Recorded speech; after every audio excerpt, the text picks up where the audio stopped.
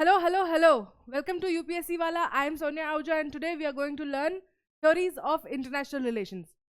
For UPSC students, it's very important that before learning a topic, you learn what is the importance of that topic. Why are we studying this?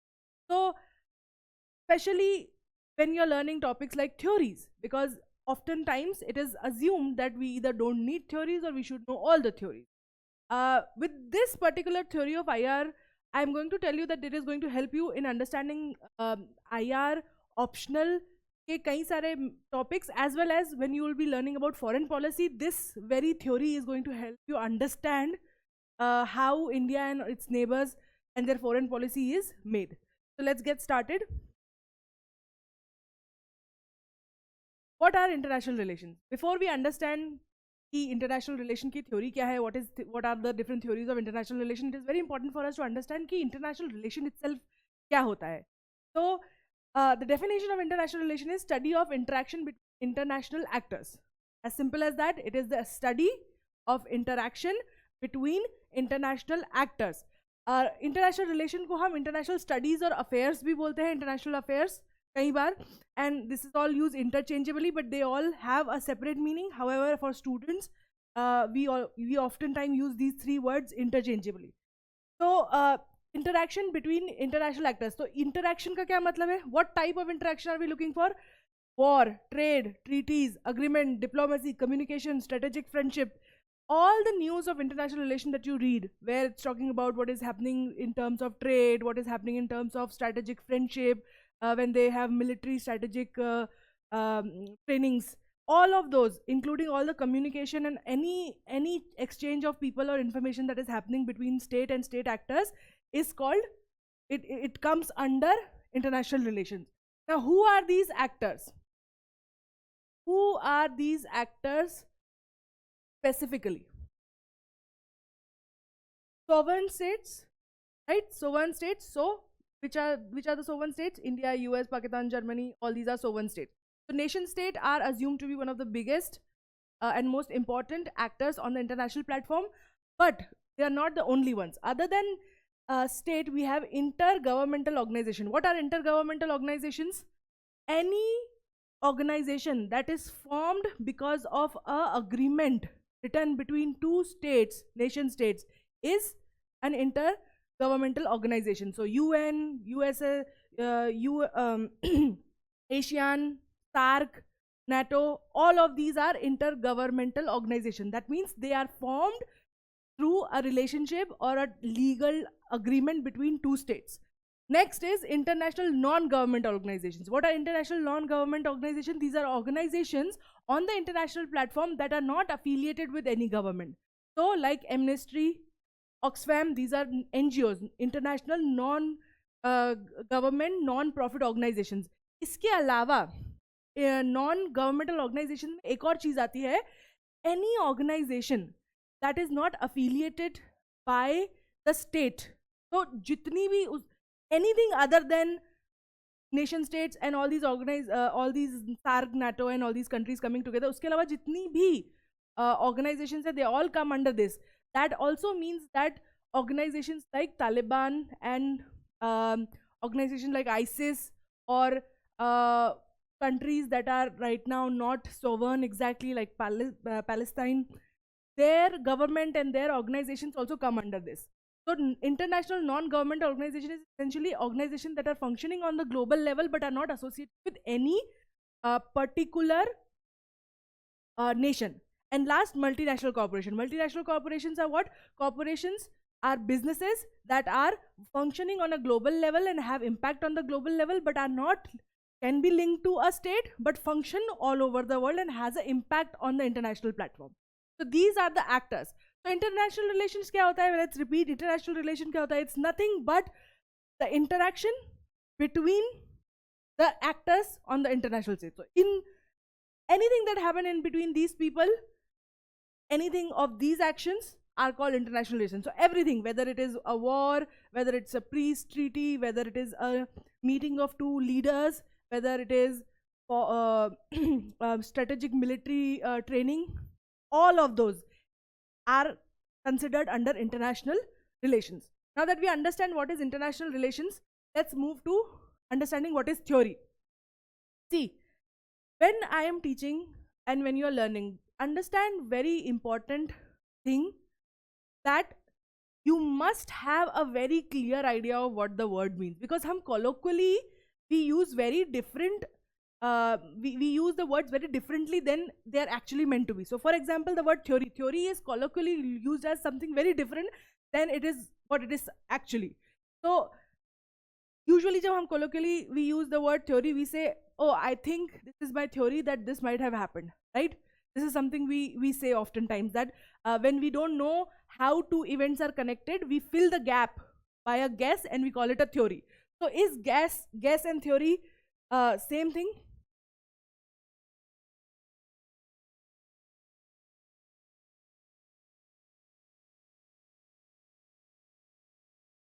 Is a guess and a theory same thing? No. What is the main difference between a guess and a theory? A guess tells you what might have happened. A guess tells you that given the information, what might have happened in that particular situation. So you know A thing was there, B thing was there, so you can connect that A and B happened because something else happened in between, and that is a guess, because you don't have the you don't know how exactly it happened. So you make a guess. So that's what what is a theory? Theory is guess plus predictability.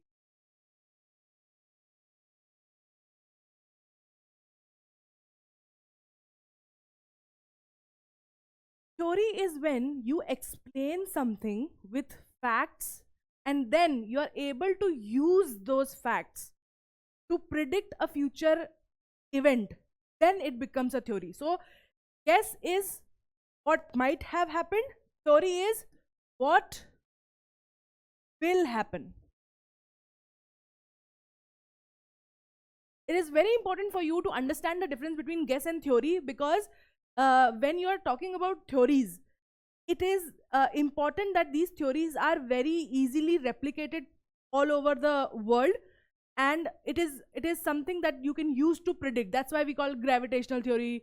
And because whether you are standing right now here, or you're standing on Everest, or you're standing in America, if you pick up an apple and drop, it will all fall if with the same speed, right? And this idea that you are able to replicate the same action wherever you go, irrespective of the globe, that gives a theory its legitimacy, because it is able to replicate and it's able to predict ki if I am going to do this, if I'm going to pick up an apple here and drop it, it is going to fall, and hence it's a theory, gravitational theory. It's not a guess, it's a theory.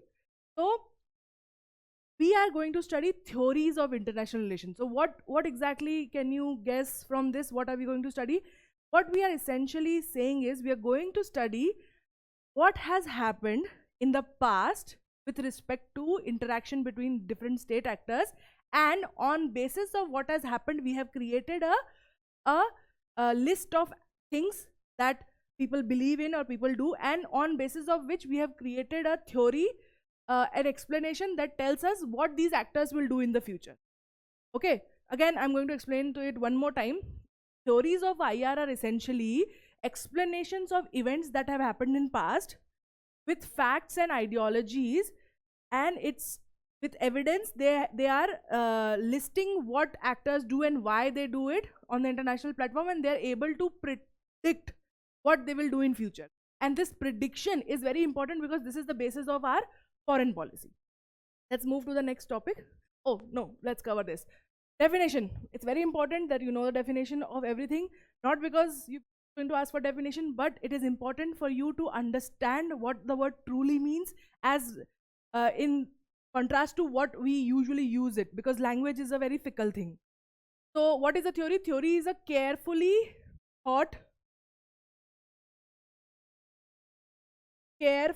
thought out,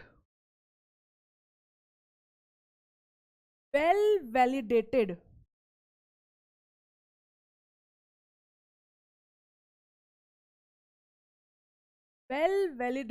explanation.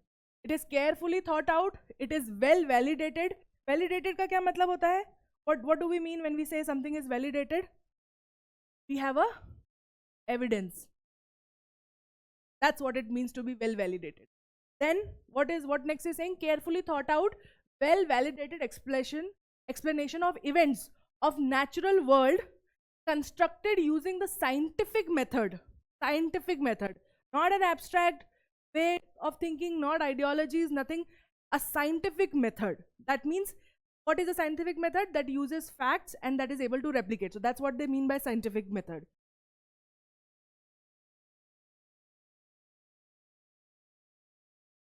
Scientific method to able to predict behaviors and actions.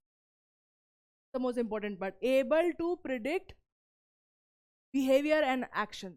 So one of the most important aspect of a theory is that they are very carefully thought out, well validated. That means there is a evidence. It is constructed using a scientific method. That means there are facts and it can be replicated anywhere else, and the facts stand true everywhere else, as well as it is able to predict the behavior and the actions of the thing that you are witnessing. So this is what theory is. Again, no one is going to ask you the definition of theory, but we are learning it so we understand where we say this is a theory and this is not a theory. And this will come very handy when we go ahead. So again, we are going to theories of international relations. We've already understood it. I'm going to just recap quickly what they are. Theories of IR are well validated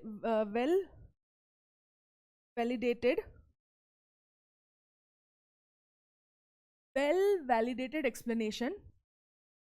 Theories of IR are well validated explanation for the actions of various international actors. हमने अभी पढ़े वो कौन से actions है? War, trade, treaty, strategic military alliances, forming of organization, all those actions of various international actors. Who are these actors? State, intergovernmental organization, non-governmental organization, and MNCs. And that helps sovereign state predict the future actions and create foreign policy. This is very important.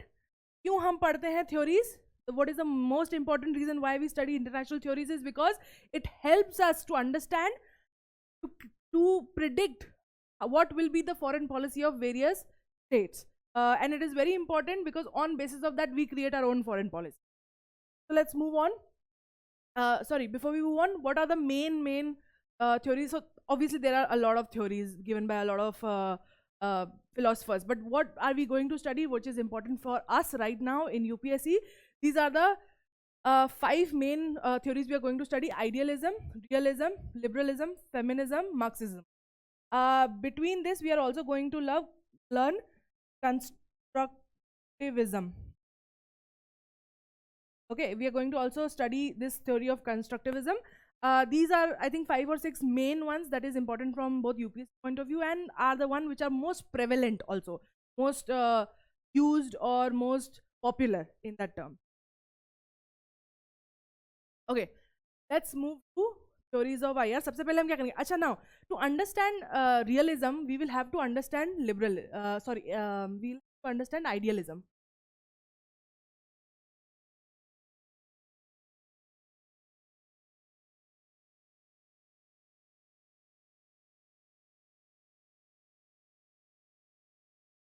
Idealism is a very old theory. It is a extremely disregarded theory. No one uses it and it's been proved to be wrong, but we're still going to study it because it is very difficult to understand realism without understanding idealism, because realism was born as a direct opposition of idealism. So let's learn. These are the main 5 theories that we are going to learn, and these are the 5 which are most important for you. Let's move on. So idealism. To understand idealism, we have to go long back at the time of Socrates to actually understand ki wo, what are they talking about, what do they actually want to say, why are they having the discussion. This is something that we are going to study in philosophy, not in IR. So I am going to skip the conversation a bit and come to a discussion on human nature. अब ये क्यों discuss कर रहे थे? That is because of they were discussing social contract theory, which is essentially a question ki why are we the way we are, why do we choose to have this society where we have nation state, क्यों हम इस type की society में, how did we come from being hunter gatherer and small towns and groups to this society where a few people have power and other don't. So they were Socrates and Plato have had their discussions on this, and then there are theorists like Hobbes, Locke, Rousseau. They have given their theories of social contract. We are not going to study about that, but essentially they were discussing the idea that why do we live in this society? How come we came to live in this society? To understand that, they tried to predict what is the nature of state, which is nature of state, not the nation state wala state, state as in state. Nature of state, basically they were trying to understand how is a human being inherently? What is the main feature of a human being inherently when stripped of everything around him? So there were two main proponents. One was that human beings are good. Okay, another one was human beings are inherently, matlab, that means if everything is okay, then what they will do. And so, for example, of course people will do good if good is done to them. Of course people will do good if it is expected out of them. But will they do good if it is not expected out of them? Or similarly, they were trying to understand human nature. Is it evil? Is it inherently, are human being inherently evil? Are human being inherently bad? So they wanted to understand this, and they wanted to understand where does power come from, and whether power is natural or not. Power is what? Authority to do anything. Impunity. Power is what? Impunity. Being able to take whatever you desire without the consequences. That's what is power, right? So what these theorists were actually essentially trying to discuss is whether human nature is inherently good or bad. Are human beings inherently moral or selfish? So what idealists used to believe that human beings are inherently good. Human beings are inherently good, and that if given the situation, their moral self, they have a moral understanding of what is it to be a human, and they will stand to be a good person, and they are inherently good. That means if given the choice between good and bad, when there is no repercussion, they would inherently choose to be good, and they will follow their moral values. ये बोला गया था कि human being में inherently कुछ moral values होती हैं, they are good, and if given the situation they will always be good. ये आइडियलिस्ट थ्योरी है. This is what idealist used to believe, and what they are saying is power is actually unnatural. What idealists were saying, power is unnatural. Human beings do not desire power, and what they really want is to live peacefully and not take other people's things and their valuables and their rights, but rather they want to live peacefully in a group. That's what human beings naturally want to do. And so now let's understand a little bit about what this conversation is happening when. This is happening between 1500s and World War I, तो 1900s, these 400 years के बीच में हम बात करें. So we starting from Socrates to going till Rousseau. So इस duration में ना there were a lot of wars, especially World War I at the end of it. And उसके पहले there was 12 years of war. उसके पहले Europe was fighting among themselves, the states were fighting among themselves, crusades were happening. So these people, and Hobbes, for that matter, when he was writing when civil war was happening in England at the time, 1600 something. So they were all talking about this because they were constantly seeing war around them. So they were trying to answer the question ki, why do human beings go for war? Okay, so what they all were agreeing to is that power is unnatural, and wars are unnatural and an abnormal phase of history. What are they saying? Ki ये जो war हो रही है, the war that is happening is unnatural and it shouldn't happen, and it is an abnormal phase of history. That means we as a human being do not want to live in that situation where we are constantly at war, and human beings are inherently peaceful and want to adhere to their moral values, and this is all abnormal, and this is happening because something else is wrong. That's why this is happening. Otherwise, if everything was okay, human beings won't fight. Then happened World War I. Okay, World War I was when this theory was highly acceptable. जब world war one के पहले, when there were 12 years of war and Europe the midst of war, idealist theory was very popular. And what happened after that is, so these idealists essentially said ki if we come together and create an organization that is going to work together, clear the communication sorry,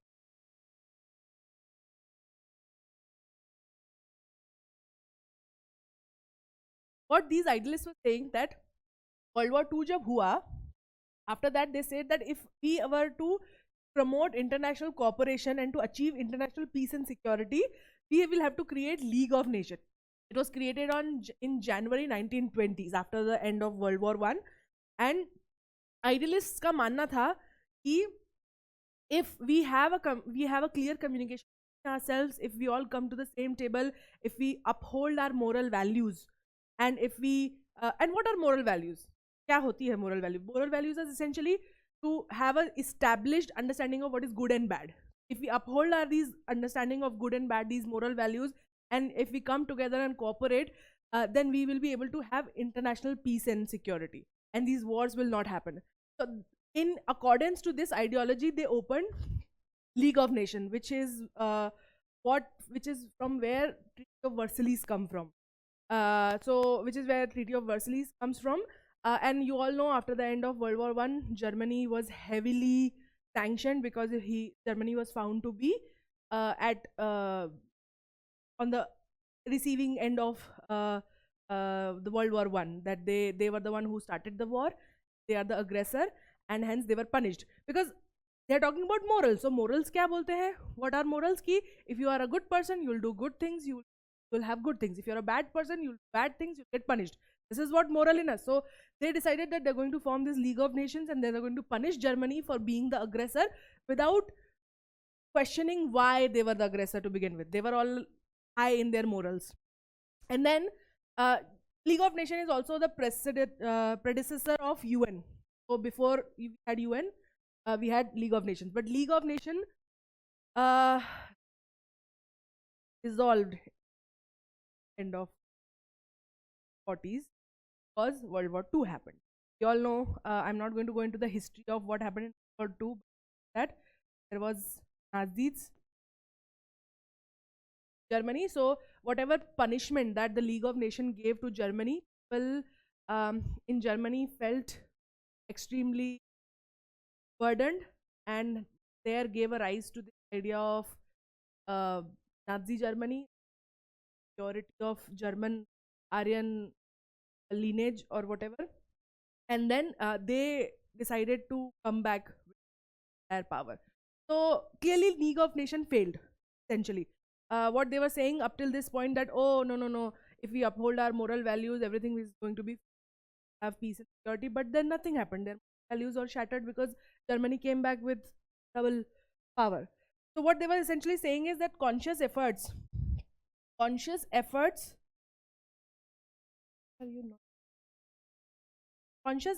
and adherence to moral values can eliminate war. This is what they were saying. कि अगर आप consciously effort करें और अपनी moral values को adhere करें, तो हम war को eliminate कर सकते हैं. But nothing happened. It completely failed. It completely flopped. From now, this is where is the beginning of realism. जब World War II हुई और League of Nations dissolve हुआ, that is when we saw the rise of realism, because people realized कि idealism तो नहीं चल. Okay. Idealism is something that is not clearly answering the main issues that are happening underneath, and it's just talking about moral superiority, and it's talking about things only in the cloud. Okay, nothing substantial. So there came the realism. Realism also, we have colloquially used this word often. And realism क्या मतलब होता है? Essentially, realism just says things like, let's be real. We often colloquially use the word, let's be real, yeah. This is, all this looks good in paper, but in reality it doesn't work. So pretty similar is the theory of realism. What realism says is there is international anarchy. What is realism saying? Realism is saying there is international anarchy. What is anarchy? We have all heard the word monarchy, probably, right? Monarchy is rule of one person. Okay, monarch, right? So anarchy is rule of no one.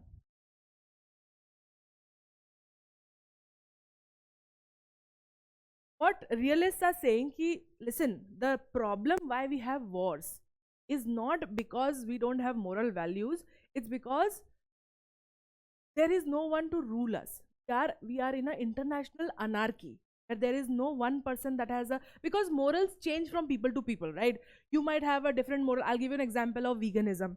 I am a vegetarian, but I have pets and I oftentimes feed them non-veg because why non-veg? So oftentimes I have a conversation with a friend of mine who's also vegan and vegetarian, and she's like, she doesn't like to give her her pets non-veg because they feel that it's wrong that you are killing one animal to feed the other animal. I'm not going to take sides on this, because everyone has their own ideas, and I'm not going to, we don't argue about this, but I still believe that even though I am vegetarian, but I'm still going to feed my dog. And we both are animal lovers. We both love our pets to death and back. However, we both raise them very differently. They believe in giving more vegetarian food and giving them other supplements. I believe that they are carnivorous, so they should be given the non-veg. Even though I understand the replications of it, but I still believe that they should be given non-veg. Now, we both are good people. Okay, inherently good people. We both love animals, but we have a very different understanding of what is morally right and wrong. So idealists, what realists were saying that, see, you keep talking about morals, but whose morals are you talking about? Okay, whose morals are we listening to? Because no two people's moral can be same.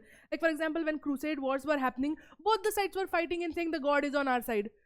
How can God be on the, and both are Christians, or both sides are Christian, both saying that God is on our side and the other one is the enemy of God. Now whose side God is?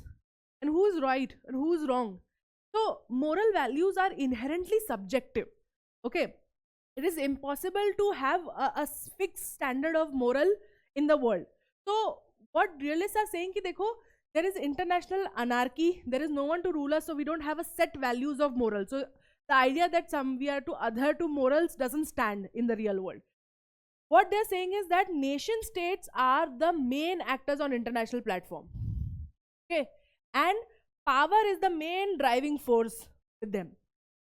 Realists क्या बोल रहे थे? Sorry, idealists क्या बोल रहे थे? Idealists were saying that power is unnatural. Human beings are inherently good and they don't really need power, and this is all abnormal. What realists are saying, no. Power is everything. Everyone wants power. Why do they want power? They want power because they want to advance their national interest. And what are these national interests? They can vary from nation to nation, right? For some nation, I mean, all the nations have some sort of idea that they want to be the most powerful nation, or they want to be powerful with respect to their neighbors, or they want to be able to feed their population, to be able to have a lot of money, to be able to secure their land and people. So national interest kya hai? National interests are essentially what states want to do for themselves, right? So what realists are saying that these moral things doesn't work, and there is the reason why we have wars is because there is international anarchy on the international platform, and the main actors of this international platform are states whose driving force is power. They all want power, and why they want power is because they want to advance their national interests. So what they are saying is morality isn't the high ground that you were talking about. जो idealists बोल रहे थे ना कि हम अगर अपनी morality को अदर करेंगे तो we will be able to overcome this war and we will have international peace and security. ना, वो कह रहे हैं essentially morality जो है वो आपका high ground है, वो कभी achieve नहीं होगा.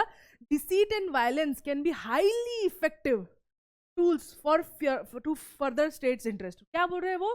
That you say that moral values is what will help us, but no, moral values are not something that will save us. What will save us is to understand the fact that deceit, dhokadhadi, deceit and violence are very good tools for state to further their interest.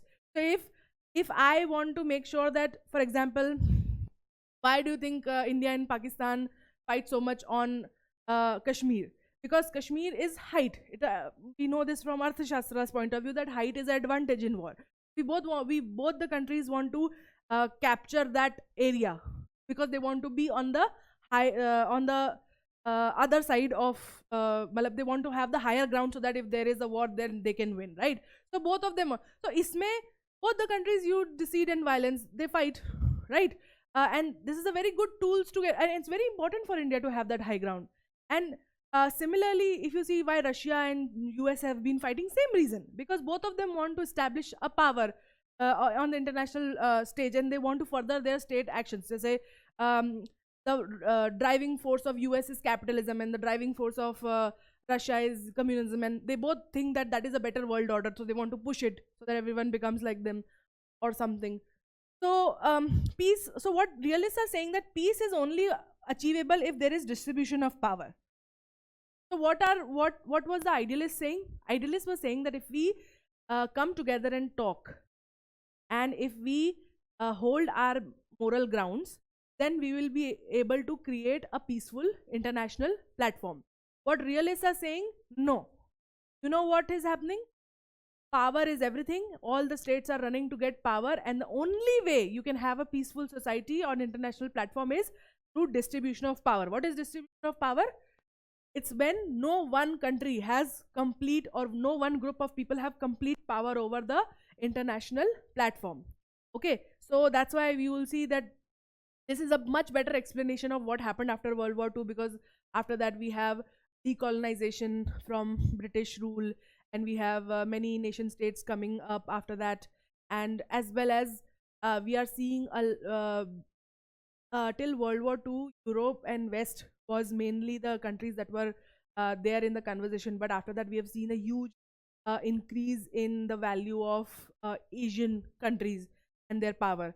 So we went from, after World War II, we went from Cold War to Cold War fizzled out, and then we had we went from unipolar as USA after Hiroshima, Nagasaki, to bipolar Russia, and multipolar. They have a few powerful countries instead of one or two powerful countries. So realists were able to explain what is happening on the international platform a much better in terms of what was happening at the time. One of the main key differences between एक चीज है जो बहुत अच्छे से explain करती है what is the main difference between the understanding of power from, or understanding of peace essentially from a idealist point of view and a realist point of view. What idealists say is that peace is absence of war. What are idealists saying? Peace is absence of war. Okay, and also absence of power. There shouldn't be power, because they're saying power is unnatural. So what idealists are saying is there should not be any power and there should not be any war, and that is peace. What realists are saying is that yes, peace is absent of war, but if you think that you can ever have absence of power, then you are mistaken, because it's not possible. Power will always be there will always be struggle for power, and you cannot eliminate this. So best thing what you can do is to distribute this so that there is no war, so that there is peace. This is the key ideological difference between idealists and realists. Let's move on to the next theory. I hope this is clear. Let's move on to liberalism.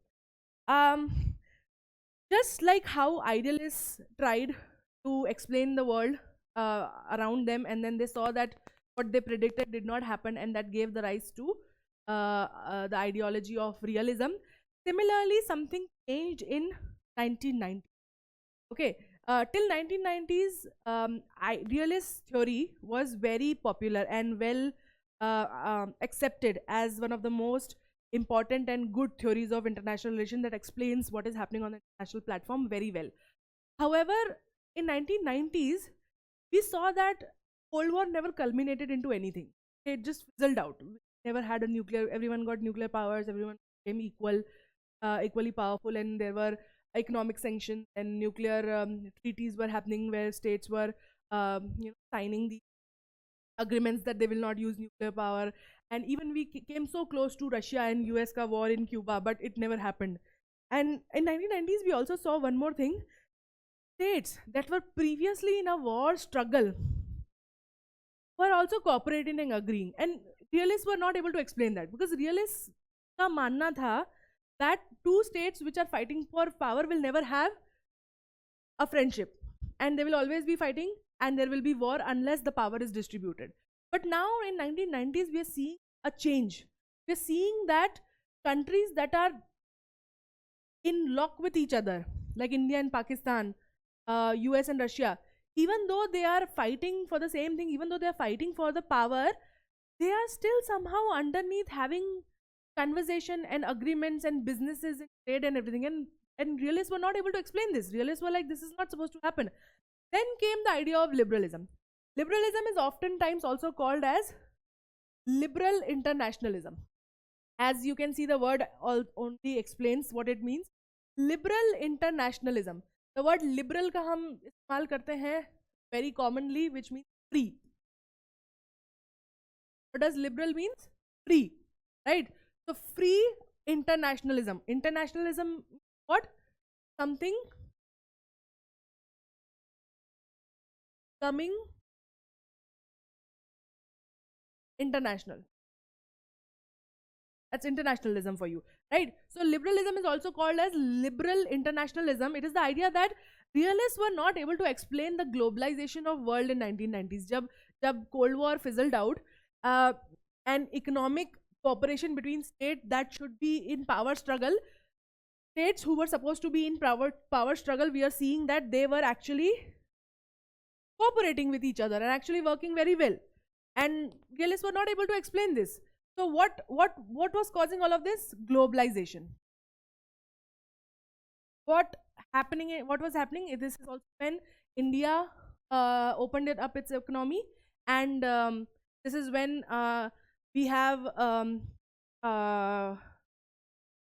birth of internet, fast communication, so the entire world got connected to each other because flights became very easy. People were able to send things to each other very fast, and cooperation between states was happening because communication was easy. See, most of the time war क्यों होता है? Why does war happen? Is because there's a lack of communication, right? So you don't know what the other person is thinking, you don't know what the other person is going to do, and you can't see what the other person might be doing.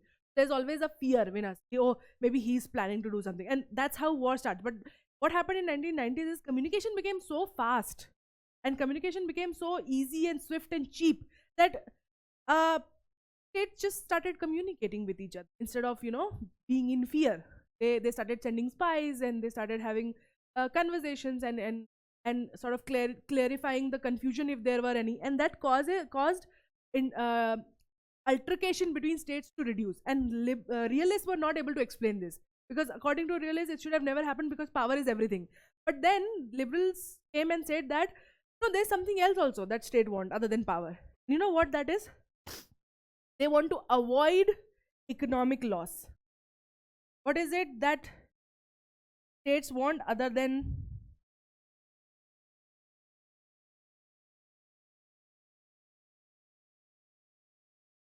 what do states want? So according to realists, the most important thing for state is power.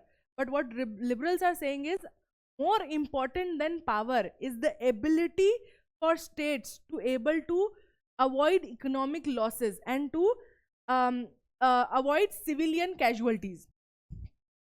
Essentially what they are saying is that we up till this point we thought that the main reason why states go to war or why they fight is because they want to acquire more power.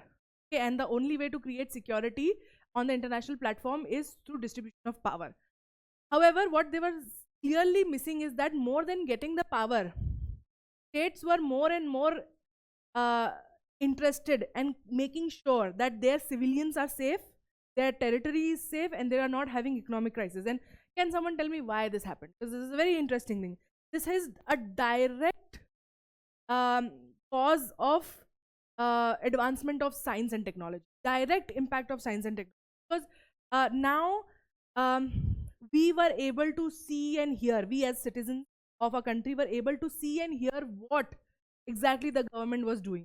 And most of the countries were turning Republican or what do you call it, democratic, and people's voices were being heard, and people wanted to express what they wanted. And what do people want? People want to be safe, want to be rich, right? So there was a change in the way governments and states also behaved when it comes to globalization, and this led to this idea that more than power, states want security, and hence we are able to achieve international cooperation through diplomacy and soft power. This is what liberalism is essentially saying, that no, unlike what idealists and realists were saying, ki power is everything or power is nothing or moral high ground. No, nothing of that sort. Now what matters is that whether a state is able to perform in front of its civilians or not, or its citizens or not, whether they are able to have. So even you will see that even when India and Pakistan are on war, the economy behind doesn't stop, because it's a loss of, it's total loss for both the countries. So economy, trade never stops from behind. Even if whatever is happening, but even today, if you see Ukraine and Russia war, whatever is happening, direct impact on gas, right?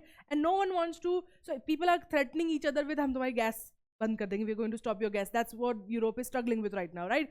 Because that's where the pinpoint, the pain point of a country comes from there, that they will not have enough energy for its citizens. So the most important thing that states started considering after 1990s, after globalization, was that satisfaction of its citizen. So hence what liberals are saying, liberal internationalism or liberalism theory of international relation, what it's saying is that if you really want to eliminate war, you need to create international cooperation, and you need to use diplomacy and soft power. What is diplomacy? Conversation.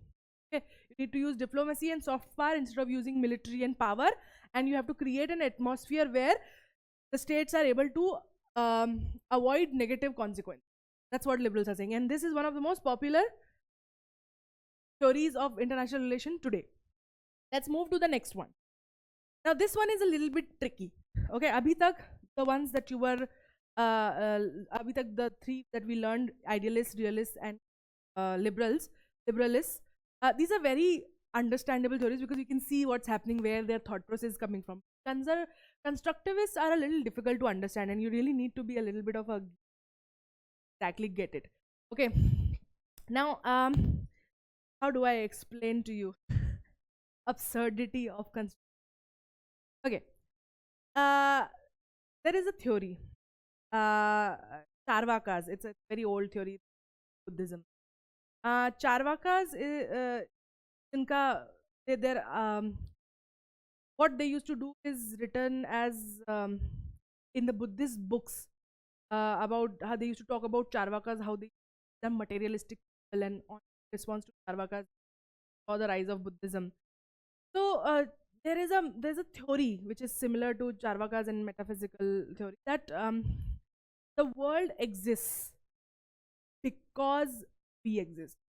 If we don't exist, the world doesn't. So essentially what they're saying is, this TV, I exist, laptop that you're watching, because it exists. Otherwise it doesn't exist. Okay, so because, for example, let's say this is my dog and this is me, and both have a laptop in front of me. For me, that laptop is I can use that laptop to socialize, connect with my friends, earn a living. But for my dog, it's just a piece. So his reality is constructed by his understanding of the things around him. My reality is constructed by the things that I see, I perceive. So what constructivists are essentially saying is a more philosophical thing to understand. What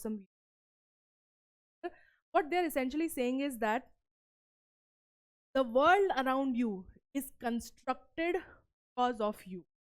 So if you change that, the world changes. Okay, what are they saying? Reality is socially constructed. That means what you think is real is actually not real, but is what you have accepted as real. Okay, now I'll give you a very good example of this. India, Pakistan, and England, all three of these have nuclear powers, right? Same science, all three of them are nuclear powers. All of them have nuclear weapons. They pretty much, the science behind them is also similar, right? I am not what science that is, but yeah, some understanding that same ideas are behind the understanding of what a nuclear power is, or how a nuclear bomb works, right? However, the nuclear bombs that exist in England right now and the ones that exist in Pakistan or in India have very different connotation for a foreign policy expert from US. For him, the nuclear bombs that are in England are much safer than the one that exists in Pakistan. Why? Because they know how it is kept in England, but they don't know how it is kept. So the idea is that even though it's the same thing, same bombs, right? Same material, same elements, same technology, everything same, but very different. So the idea essentially is that what is important for you is not what other people say it is important for you, but is what you believe is important. It's socially constructed.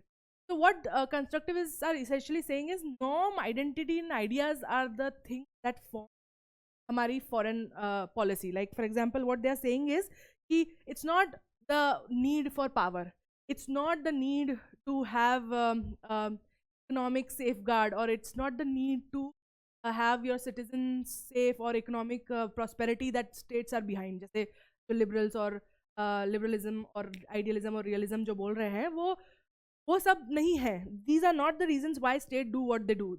States do what they do because they have certain norms, identities, and ideas. That's why they do. So what they're essentially saying is, why is Nazi Germany the way it is? Why did it? Because of the kind of people they are. That's essentially what they're saying. Because they say one more good example of it is that India follows NAM, right? Non-alignment movement, and we have seen that India has followed it very thoughtfully throughout the years, from Cold War till up till now, right? And if you see the history of India, we also know that India as a country never attacked other countries. We were all हमें हमेशा attack ही किया गया था. We never attacked any. And you can see that in the culture of the continent itself, there is this understanding that we do not want to attack others people. We don't want to extend our power. We want to live peacefully. And after independence, after British were gone and we became independent, we decided to continue with the same ideology of Buddhism, Ashoka, and so on. So what constructivists are essentially saying is, constructivists are saying that what your norms, identity, and ideas are of the people that in that country is what creates the reality. So if people are power hungry, their state is going to be power hungry. If people of that region are nice and calm and they believe in peaceful existence, then the world will be peaceful. If people believe that it is important to have fights, then there will be fights. So whatever you believe is what will become the reality. So they are also saying that national belief system. Now I'll give you a very good example of national belief system. In North Korea, one of the most deserted nations in our world, North Korea mein you're not allowed to follow any religion. What people follow there is the leaders. The leaders are their statues are erected, and people pray to them. And you are not supposed to follow any religion. And there's a very strict understanding of what citizens are supposed to do with respect to leaders, right? So why do you think a dictator, and you might have seen that dictators oftentimes do this, where they have very absurd beliefs that they follow and they make their citizens also follow. For example, Britishers, if you say, they always created that divide that they were superior than us.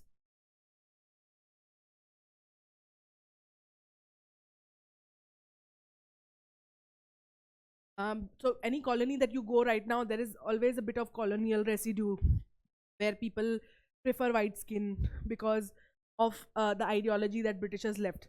So what essentially constructivists are saying is that the national belief system hai, unka historical, cultural, jo social history rahi hai, that explains what a state is going to do and how it's going to arrange its foreign policy. So for example, because India is a state that has always been peaceful and always wanted to remain neutral, then it also affects its foreign policy, and that's why it's neutral. And because US has this belief of supremacy of US, they will always want more power. Or because Germany or Italy or Japan, because these states have a huge cultural belief of power and what do you call this, um, essentially being superior, that they have this cultural idea that they are superior Germans, and these countries developed fascism. So and that these things are inherent in their culture, in their history, and they will always come back to it. That's essentially what this theory is saying. So the best way, acha, now all of these theories have one aim in the end. What is that aim? How to create peace, because no one wants war. What are constructivists saying? International institutions is your solution for peace. What they're saying, because non-state actors are valuable, and lobbying and persuasion करना चाहिए. So Malala Yousaf हो गए, या फिर people like Mother Teresa, Obama, these people, even though they are also political, but let's go to some non-political, like musicians, हो गए A.R. Rahman. So what essentially constructivists are saying, that the best way to create peace in on the international platform is to have non-state actors become valuable and international institutions become strong, and then they influence the behavior of the countries by persuading and lobbying. So we create so essentially creating an international sort of an international common understanding of what is right and wrong, right? We can see that in globalization these days anyways, that common culture, like we all understand, all over the world we are talking about rights of women, and we are seeing what is happening in Iran, or what is happening in Bangladesh with respect to women, or for example with respect to Muslims, what happening in China, in India, in England, in US with Muslims. So we are able to see. So the idea is that there is again, you can actually in a way say that a more common morality all over the country. What essentially they're saying is that we can institutionalize the international anarchy in a way that good of everyone can come together, and that's how we will have peace. So this is a bit difficult theory, constructivist, to understand, but if you are someone with a more philosophical side to you, you will be able to understand that this. Let's move to the next one, Marxist theory. Marxist theory is one of my favorite. Okay, it's very simple, very simple. Why are states fighting? So main international theories ka question kya hai? Why are the states fighting, and how can we stop it? Okay, that's essentially the questions, right? So Marxist theory is very simple. It comes from the theory of Marxism by Karl Marx. Okay, what Karl Marx essentially wrote was that the society is not divided into states. They are divided into people who have means of production and don't have means of production, and proletariat. Okay, तो Karl Marx क्या बोल रहा है, जो हमने actors देखे state के, कि अभी तक हम बात कर रहे थे, that who are the main actors on the international platform. So we were saying either it was states or it was international organizations. What Marx is saying is the one who owns the piece of means of production is the one who runs international, or the one who are the main actors on the international platform. So who are the main actors on the international platform? The one who owns means of production. Means of production kya hota hai? What is means of production? So according to Marxist theory, means of so how does our society function is, we have those who there are a few group of people who have means of production.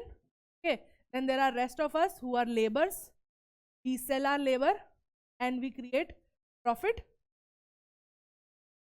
that is again used by the person who has means of production and then run the business. Essentially how the world works according to Marx. Okay, so what they're saying is that the world is divided into two type of people, the bourgeois and the proletariat. People who have means of production, that means own money, who own the businesses, people who basically essentially rich people, Jeff Bezos and Elon Musk, Adani, and everyone else is in the second class, right? Who are all of us who are selling our labors are essentially in this second class. These are the two people who are the two main actors on the platform, and everything is run by the rich people. Okay, you might have heard conspiracy theories if you are on YouTube a lot. You might have like, oh, everything in Ambani's, and that theory essentially is coming from the same idea that not that the government is, the rich people, money and lobbying are actually running our. So again, this conspiracy, it might be a conspiracy theory, but it's coming from this Marxist ideology only, that who are the main actors on international platform? These rich people. And who are these rich people? Bourgeois. And capitalism and profit making is what are the main reasons why world functions. Like for example, in realist saw that they're saying power is why states do what they do, or in liberals we see the negative impact of war is why states do what they do. But Marxists kya bol rahe hain? What are Marxists saying? That the main reason whatever happens in the world is because of capitalists and profit.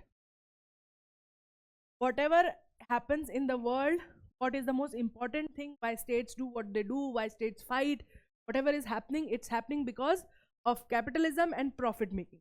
That is what runs the world.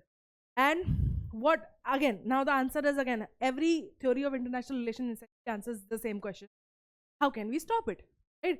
Capitalism is causing war. All these theories are essentially trying to answer the question, why do we have war and how can we not have a war, right? Marxists are essentially saying that the reason why we have war is because the world is divided into bourgeois and proletariat, people who have means of production and those who do not have, haves and have nots. Okay. And capitalist or capitalism is what is running, and everything is done because of profit making, and because of this we have wars, because people are fighting because of money. And the only way we can have world peace is by distribution of means of production. Yes. And they all know that that's what they the idea is good, but no country has been but yeah, that's what Marx say, that everything in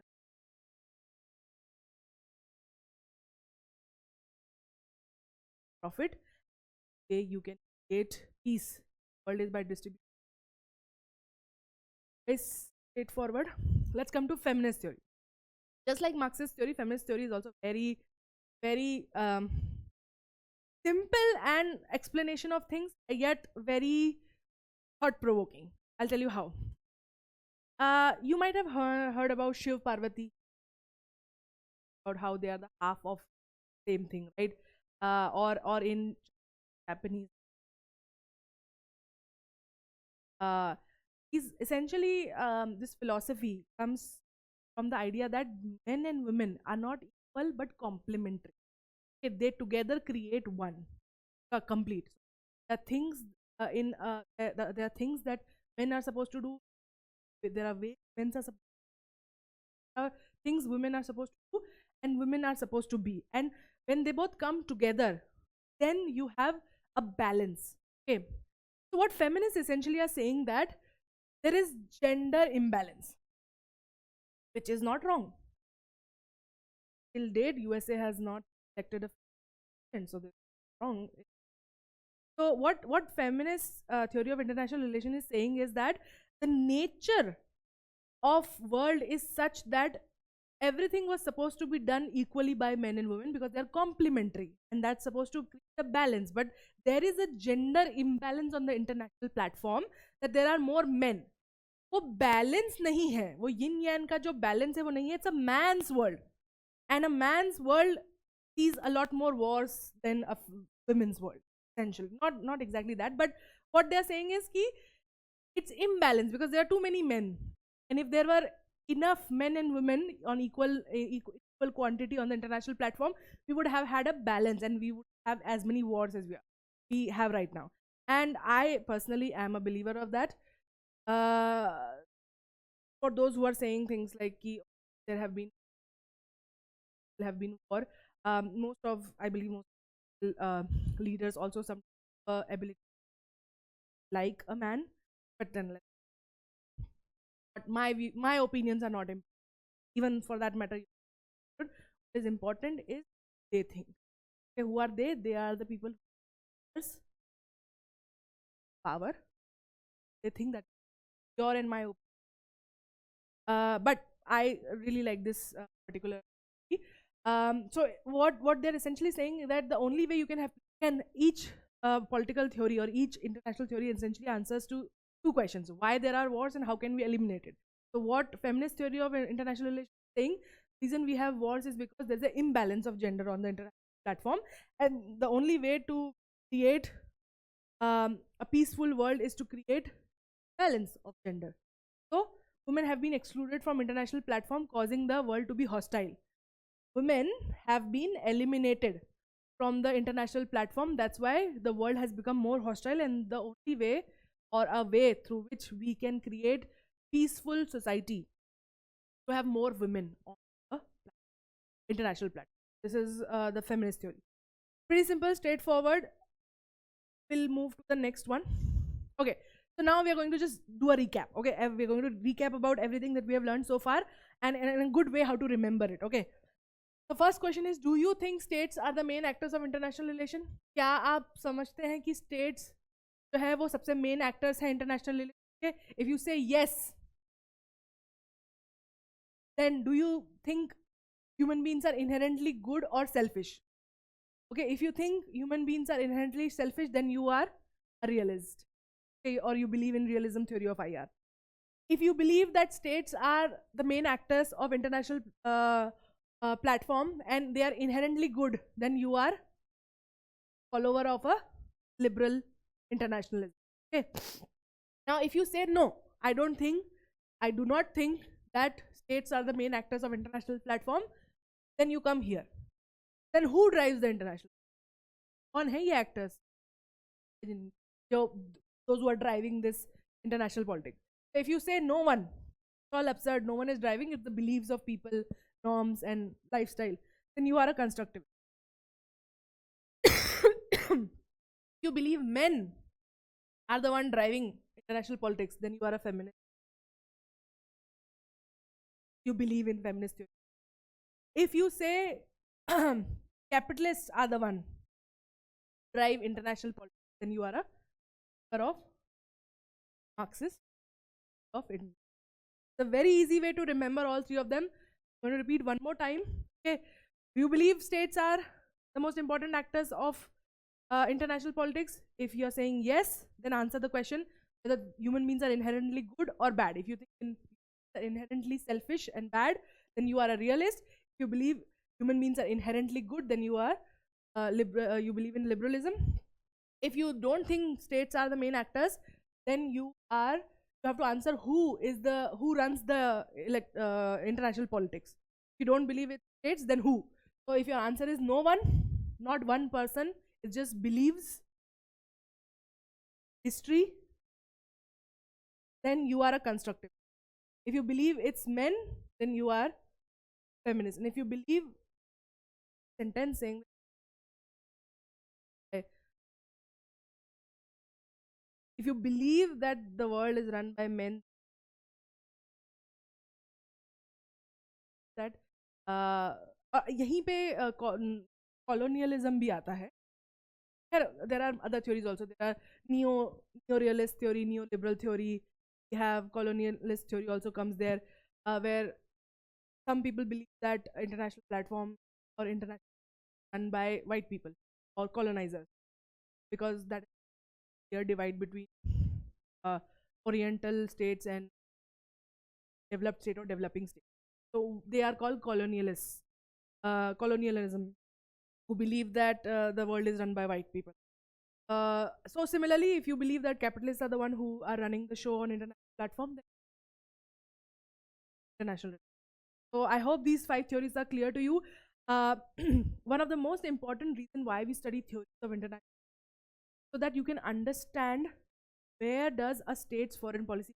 Now, understanding all of this, you can sort of have a internal conversation with yourself where you can imagine India's foreign policy that you have read up till so point and why they do what they do. Or for that matter, when you are reading newspaper, when you hear China saying something, Russia saying something, US saying something, you can actually think in your brain ki where are they going, which side of the platform they are in, what they are believing in, what they are doing, whether they are doing what they believe. Because even though For example, US believes a lot in institutions, so they're technically, liberal, but they still are using these organizations heavily to favor in their favors. Are they realists? Are they liberals? So whenever you are reading any news on international platform, I want you to try to understand whether the action of that state or that state actor falls into any of these categories. And none of these theories are completely 100% true. Them are 0% true. Some are applicable somewhere, some are applicable somewhere, and there's no one theory which you can say is globally acceptable. Each theory has its own criticism, each theory has its drawbacks and assumptions, and but all of these theories are very popular and are often used. And if you see in foreign policy, जैसे किसी भी देश की foreign policy होती है, वो एक जना तो नहीं बनाता है. There might be a PM, but then there is also foreign ministry, and foreign ministry के अलावा भी कई सारे फॉरेन पॉलिसी एक्सपर्ट्स होते हैं, right? So although it is probably done on this platform, but कई सारे लोग होते हैं, and these experts may believe in different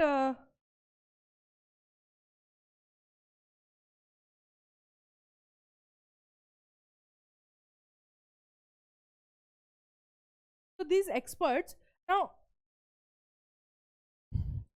किसी भी स्टेट की फॉरेन पॉलिसी जो it can be, it is not defined by one person. If it is defined by one person, that means that person is a dictator, like North Korea. But usually in democratic countries we have an entire foreign ministry, and then we have many foreign politics experts, and these experts may believe in different theories. Some might be liberal, some might be realist, some might be conservative, some might be feminist, some might be Marxist. And what happens is all of these together form sort of give their opinion to the person, like in this case maybe prime minister. They all give their views ki, I think from realist point of view this is what we should do, or I think from feminist. And all of these different experts who are following different theories, they have their own opinion on where the world is, and then this all information, one person makes that decision. So this is how most democratic foreign policies are created. And so we can't say that you can't say that one of the theory is completely right or entirely applicable. Each has some loopholes, each has some assumptions that they have made, and for us we have to just look out in the news for events and actions taken by different states to see whether they are following which type of ideology or not, because it tells us कि वो future में कौन सी follow करेंगे. So if a country is, we are seeing that it's continuously following realist policy, so there is an expectation कि वो future में भी realist policy ही follow करेंगी, and this is the way we can accept their we can understand their actions in the future. And this is why we study international theories of IR, and this is the end of it. Thank you so much for listening to my class. I hope you learned something and you have a nice day. Bye.